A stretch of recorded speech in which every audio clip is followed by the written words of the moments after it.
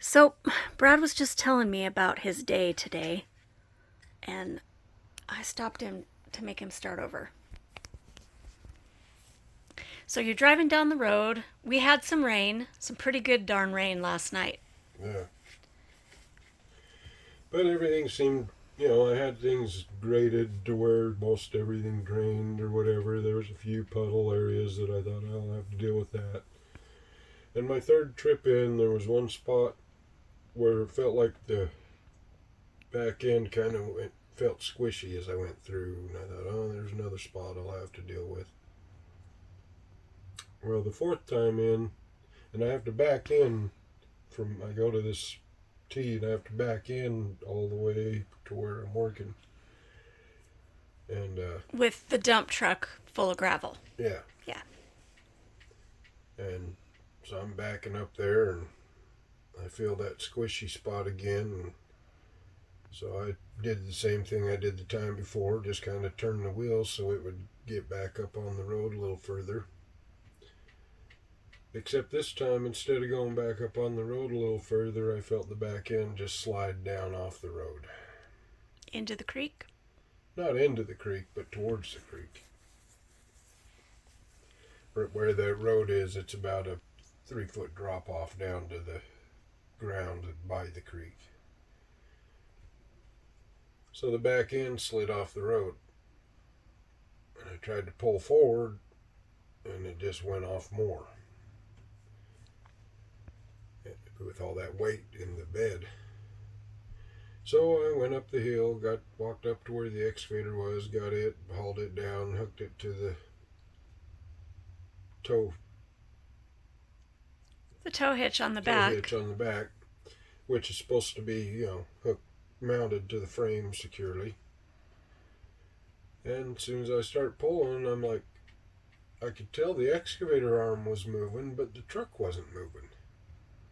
And I thought, how the hell? And then I realized it's just pulling the bumper up off the truck.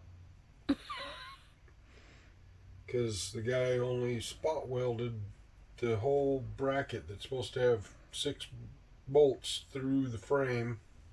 He spot welded the end of it. The front end, I don't know, maybe he did put a tack weld on the front end, but it didn't hold nothing. And there's no evidence of it on the end of the piece that he welded it. So anyway, as soon as I pulled it, it just... So now I have no way to pull the back end or lift the back end because the only thing that you would normally hook to is gone or useless. So I'd take log chain and hook because one side of it broke, the weld broke, and so I had to use a chain and chain the bumper in place. Just to hold it on for a minute. Just so it doesn't drag as I go down the road. The other option would have been to break it completely off and then risk the chance of getting pulled over for not having a bumper. But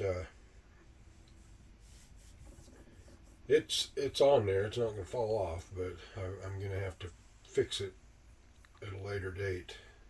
So then you tried the block and tackle, because there's a winch on the Well, dump truck, right? I hooked the winch, not block and tackle, just the winch, but Okay. I hooked it around. There was 2 big trees up there just straight ahead of me, perfect angle to pull me out. So I hooked up to them and started winching it in. Back end just sliding along, staying. It wouldn't come up out. It just kept sliding further, closer to the tree, sliding down the road. So I was going down sideways. So I realized there's just too much weight in that back end to pull that back end up out of there. Because how much gravel did you have in there? 4.5 tons. Yeah. 9,000 pounds. No big deal. And the truck's on an angle like this, so I can't lift the dump bed to dump it. So I managed to get the tailgate open with some wrestling and cussing, and finally used the excavator to pop it. Because it was a lot of pressure on it with all that gravel in there. And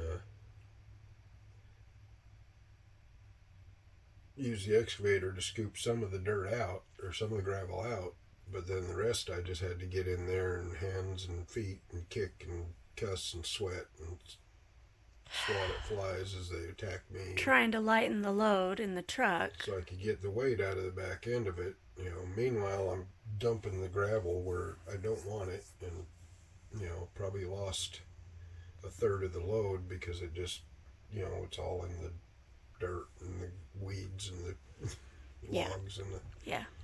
I scooped up what I could, but finally got the back end, got it lightened up, and then pulled that, you know, the winch pulled it right up out of the road then. Oh, good. Or right up on the road. But at this point, it had drug me enough to where it pulled me up, and I was kind of sideways on the road, and so I left the winch hooked up. And you had just in case, and kind of finagled back and forth to straighten the truck out. Yeah. But yeah, I got it out. But then I had to spend time fixing that, and then. And the starter's going out. Yeah, the starter's going out on it. It keeps the Bendix stays engaged after it starts, and I can turn the truck off, and it keeps going with the key completely off. The starter just Yeah.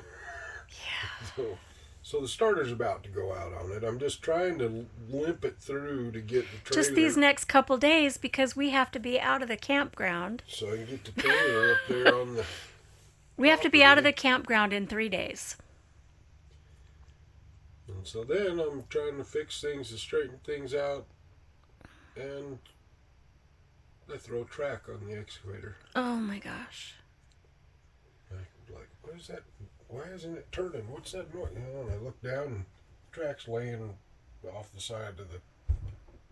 It's still on the back roller, but all the top ones, the support rollers, it slid off of, and then the main drive one with the sprocket that turns it and makes it go, it has popped off of there. And so there I am.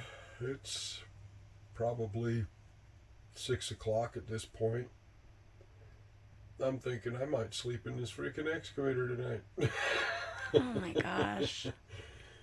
Because I wasn't sure if I was going to be able to get that track back on, but after 20 minutes of, I managed to turn the. More sweating and cussing and fighting, right? Managed to turn the. Well, I can't. I got off and thought I was going to push that steel track. Yeah, it didn't even act like it was going to move. I couldn't even get it to wiggle. So what I did is I got the bucket at an angle to where I could just barely, with one tooth, catch the track and lift it up and pull it forward to where it was pulled tight. And then I had to sit and wiggle and mess and wiggle and squirm and get a different bite, try a different angle. And the track, a few times the track slid back down. Anyway. And you are the most patient person I've ever known, and that must have just. Finally got it back on. Oh my gosh. And at that point, I had pulled the dump truck down to the far end of the road where I back up from. And I had taken the excavator and fixed that spot, and I'd gone all the way back up to the pad and was trying to pull this one rock that I just wanted one rock to move. And I didn't realize that when I pulled on it, it had twisted the excavator sideways. Oh gosh. And I was on a slope. See, and I thought my tracks were still straight up and down the hill, because that's how you do track vehicles. You don't go on slopes on track vehicles. Mm-hmm. You go to the slope, you turn, go straight up it, and anyway. I didn't realize I was on an angle, and I tried to turn the excavator a little bit, and that's what popped the track out, because I was on a slope like this, sideways. But anyway, I got the track back on and managed to get my rock that I wanted and put it over where I wanted it. packed the trail back down where I'd just made a mess throwing track. In the mud. Yeah, it's mud because we had some pretty good rain last night. Yeah. There's a lot of it that's kind of dry. I've sloped it all good to where it didn't pond a lot. There's a few areas where... So yesterday when you stopped working, you thought, oh, if I can just get some gravel in there before we get a lot more rain, we should be good. And then today happened. And then we got a lot more rain. Because I was hoping the storm Was through coming last tonight. I was hoping the one going through last night, this morning, was going to be A lot smaller than it was. Yeah. Holy moly, did it? Yeah, it was a storm. The creek was so deep that I almost didn't see the snapping turtle.